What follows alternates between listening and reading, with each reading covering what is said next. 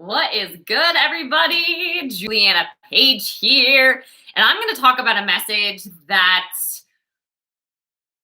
man, I wish as a young girl, a young woman, that I could just, I don't know if you've ever done this before, but I know growing up, we had to do sort of like your family tree, or you had to navigate your family design, and you had to interview the people that you could and get their stories to get a lot of perspective. Now, I didn't know at the time a lot of wasn't shared with me. So for example, I didn't know I was adopted. I didn't know that I wasn't genetically related to these humans that I was interviewing. I didn't know a lot of details at the time, but I found that a really interesting assignment that probably as early as 7, maybe earlier, I'm interviewing people about these major life questions, right? So I wish at that time I would have had somebody that could sit down with me on a couch and literally just inspire me, encourage me, give me context, pour this life that I'm about to pour into me at that time. Because I had questions and nobody could seem to answer them, which to a degree was great because it sent me on this journey of exploration. However, I don't believe that you find God when you're just all invested in self-help and self-focus and introspection. To me, that's not how you find God, right? So I wish somebody would have set me up on a different path. But all that to say, I find that this information is really valuable, and it's something that I don't believe that just I really grappled with as a young woman. I believe that it's something that we all have grappled with at some point in our life. And I don't believe that cultures really set us up to succeed in many ways. Like, we're told to focus on what we do and how we can be productive, but that doesn't necessarily have to do anything with what I'm about to share with you, which is unfortunate. Okay, so I'm going to cover a couple of questions and give you some context so that you can do some homework for yourself. So the first question that we've probably all asked at some point in our life is, who am I and where did I come from? Who am I and where did I come from? Then on top of that, why am I here? And then what can I do and where am I going? So there's all these questions about who, what, where, when, why, right? And as we grapple with those, a lot of times it's because we encounter some sort of disappointment, discouragement, something didn't go the way we thought or imagined, right? So we kind of get stuck. So I want to talk about a couple of these. So the first one, who am I? Where did I come from? It's actually not what do you do and what is your profession. It's the great I am. I actually have it on my wrist here. I am. Whatever you say following I am is what you are literally declaring that you are. And your words create worlds. So if you're saying I am whatever it is, that's what you're calling forth. That's what you're identifying with. Okay. So I want to talk about, this is actually coming from Genesis, and I hadn't heard someone break it down like this before, but essentially in Genesis, literally Genesis 1, in the beginning, right? God is creating everything. And so it's talking about, let me give you some examples. Let the water teem with living creatures and let birds fly above the earth across the vault of the sky. So God created great creatures of the sea and every little living thing with which the water teems that moves about in it according to their kinds. Okay. And God saw that it was good. Let the land produce living creatures according to their kinds, the livestock, the creatures that move along the ground, and the wild animals, each according to its kind. So all of the creatures in the sea are made by dirt and water. All of the creatures of the land are made by dirt, right? Then God said, this is in verse 126, let us make mankind in our image, in our likeness, so that they may rule over the fish in the sea and the birds in the sky, over the livestock and all the wild animals, and over all the creatures that move along the ground. So God created mankind in his own image. In the image God created of God, he created them, male and female, he created them. So what I think a really interesting distinction is that God is saying, let it be created of its kind, of its kind, of its kind. And then when it comes to humankind, he says, let us. So God is making this one, right? In our image. So God is literally saying that man will be created in my image. So who am I? I am a creation of God. I am made in God's image, right? Where did I come from? God. God spoke me into being and I'm here, right? So that for me answers those two questions. But where I got twisted a lot in my life story was reading tons of personality assessments, was taking all sorts of personality assessments and career tests and Enneagrams and, like all the things, Myers-Briggs, any test that's out there, discovery profiles, all the stuff. I would take it and be like, oh, I'm introverted. Oh, I'm, whatever it is. And this is how I'm wired. But that never brought me the peace and fulfillment. Okay. Because I still didn't really know who I came from or why that is. I'm just relying on some assessment. And who made the assessment? Right. So at any rate, who am I? Where did I come from? I feel like Genesis answers that clearly. Now, why am I here? We are here. A really good example of this is that when you picture a tree, right? When you picture a tree, how did that tree get there? It started as a seed, right? And then what did the seed do? It literally grew and burst through the ground and became a tree, right? So the gift, right, is a seed. All right. And then the seed, as it grows and turns into this tree, that is this gift or its contribution of the value that it provides to the world. Okay. So let me give you an example of this one. Dun, dun, dun. Remain. This is my Bible for right now. You got to work with what you got. Okay. So. Dun, dun, dun. Here we go. So this is coming from John 15, 1-7. Jesus said, I am the true vine, and my Father is the gardener. He cuts off every branch of mine that does not produce fruit. He also trims every branch that produces fruit to prepare it to produce even more. You have already been prepared to produce more fruit by the teaching I have given you. Stay joined to me and I will stay joined to you. No branch can produce fruit alone. It must stay connected to the vine. It is the same with you. You cannot produce fruit alone. You must stay joined to me. I am the vine and you are the branches. If you stay joined to me and I to you, you'll produce plenty of fruit. But separated from me, you won't be able to do anything. Interesting. If you don't stay joined to me, you'll be like a branch that has been thrown out and has dried up. Have you seen those? We're in a season of fall right now. You'll see them pretty soon, right? All the dead branches like that are gathered up and thrown into a fire and burned, stay joined together with me and follow my teachings.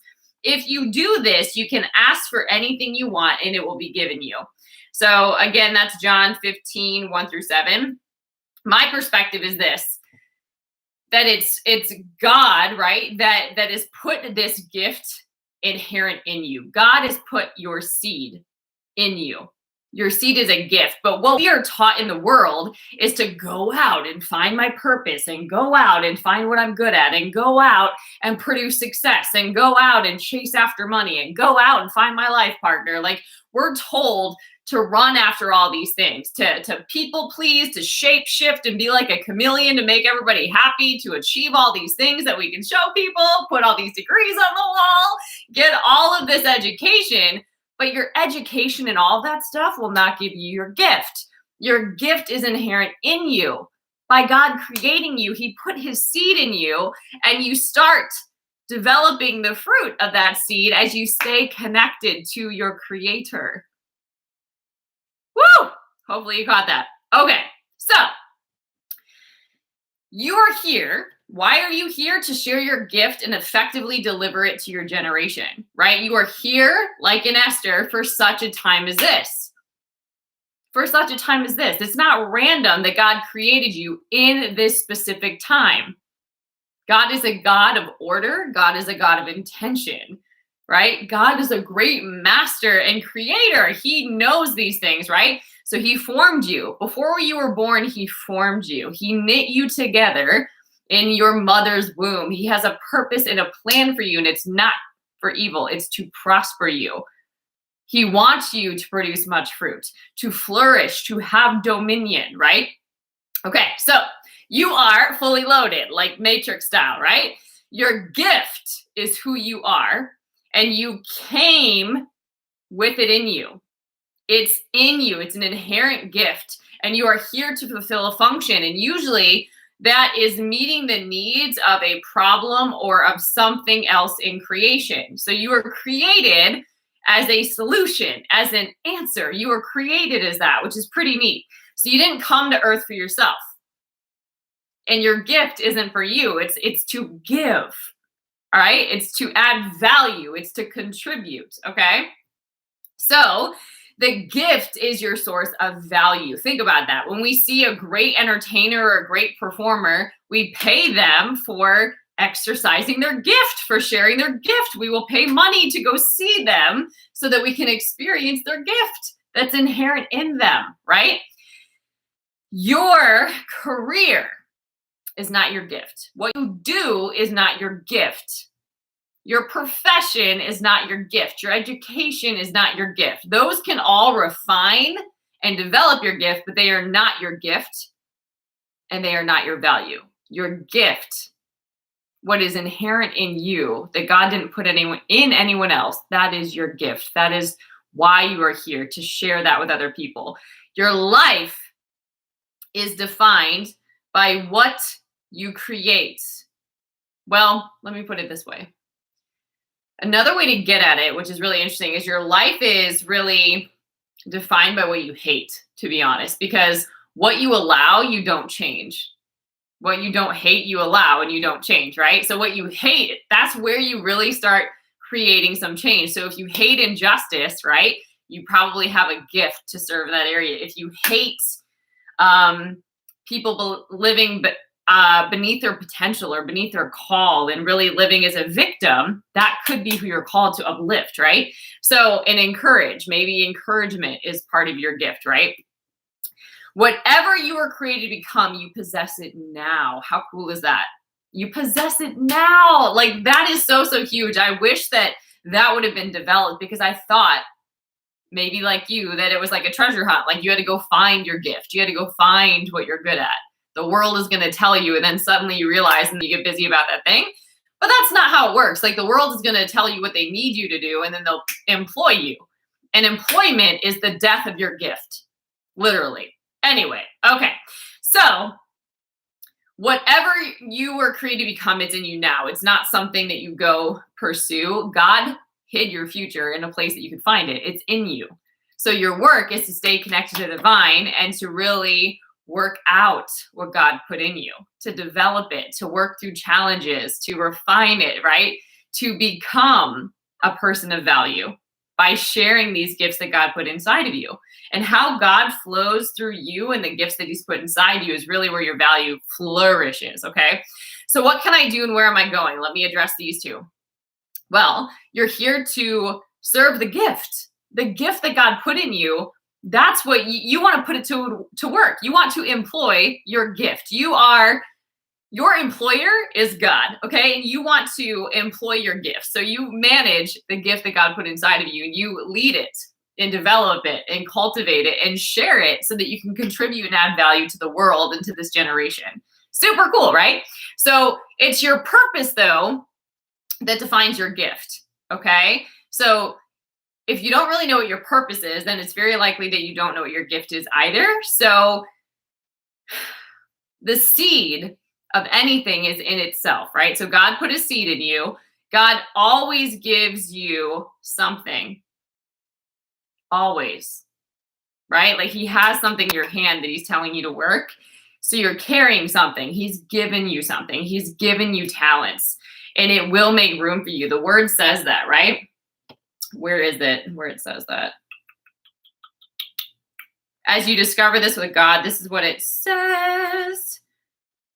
It's Proverbs 18:16. A man's gift maketh room for him and bringeth him before great men. And other translations too, it says it brings him before kings and people of influence. So it will make room for you. It's in here, right? Like, so if a seed is going to develop into a tree, it's going to take up more space. Similar with your gift. As you develop these gifts and these talents and these abilities that God's put inside you by remaining connected to the vine, because it's not by our power or our might, but by his spirit, right? So as we partner and stay connected to spirit, bits and bits of that are realized and manifested every day as we're connected to that. We start bearing fruit. We start bearing the image. Like what you look at, what you behold, you become. Catch this. What you look at, what you behold, as you read the word, as you study the laws, as you study the principles, as you behold these, you become them. So the image of God is put in you as a seed. As you partner with it, as you behold it, you become it in the world. And as you start activating these different parts of you, these unique parts of you that God put inside of you, and you'll start to see them. Usually it's you get to it by what you hate, right? So I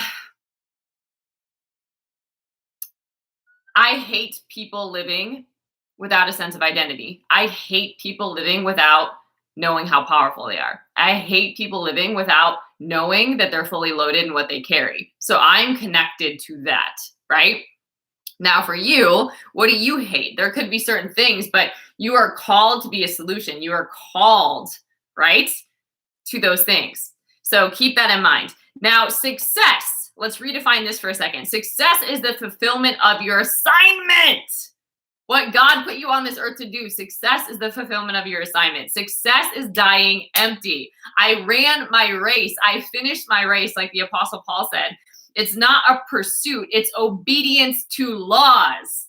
Hear that. It is not a pursuit. I am not chasing success, because whatever you chase will elude you. It will run from you. Whatever you chase will run from you. Have you ever experienced that before?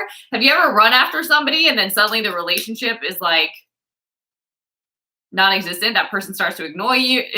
That person starts to avoid you, right? Whatever you chase after will run from you. If you chase after money, it will elude you. If you try to chase after your purpose and success, you'll never have it. You'll never have it. It is obedience to laws. Now, let me make this very clear to you so that you don't just think it's something that Juliana's saying, okay? So this is coming from Joshua 1:8. The book of the law shall not depart out of thy mouth, but thou shalt meditate on it day and night, that thou may observe to do according to what is written in the word. For then thou shalt make thy way prosperous, and then thou shalt have good success. So this is telling you that you do not get successful by going out and chasing the very thing that you're after. You get successful, the word says, by seeking the kingdom first, and God will add these other things to you. So as you meditate on this book that's been given to you, as you stay connected to the vine and walk according to the spirit, thou shalt make thy way prosperous, and then thou shalt have good success. It literally says success will chase you down and overtake you, right? So you don't go running after these things. You recognize what you carry, who your source is, and what you need to be connected to. You meditate on the book and observe to do what it does. You apply the principles in your life, and the success and the relationships and the connections and the resources will come after you. I hope you caught that. Okay, so success is fulfilling the assignment, fulfilling the very reason, the solution, the answer that you were here for. It's the fulfillment of that. So God put it in you, and it's a mystery. As you seek God, you start to discover these things. So it's not outside of you like we're trained, it's on the inside of you. So as you develop this relationship with God, as you start working the principles that are in the word, one day at a time, one moment at a time, you start to discover how you're wired. You start to discover what God's rhythm is, what it's like to let the spirit flow through you, what it's like to be used of God, to serve and to do everything as unto him by his power and for his glory. You start to see what that feels like. There's a divine rhythm and a flow. I say hashtag God's vibes matter, right? Because it's all the other stuff that's what's getting us in the way. So I hope this is helping, bringing some context. I know that there's that saying, not all who wander are lost, but I feel like a lot of people are wandering and they are lost. And life is, in my personal opinion, I'm not going to knock anybody else, but in my personal opinion, I didn't find peace. I didn't find fulfillment. I didn't find true meaning that really just filled me up until I started understanding these truths and applying them to my own life. So I hope this message blessed you. I hope this brought some helpful context to your life. If you want to do some exploratory work in this area, God's Vibes Matter, the devotional, is a really great devotional to develop a relationship with God and just start practicing hearing God's voice and really just creating space for him to connect with you and just listen, right? And just have that spirit-led relationship develop. There's a couple of really great books over there too. Reclaiming Your Spiritual Authority, Co-Laboring with God, because again, it's not our way. God's thoughts are not our thoughts. God's ways are not our ways. And alignment is everything, right?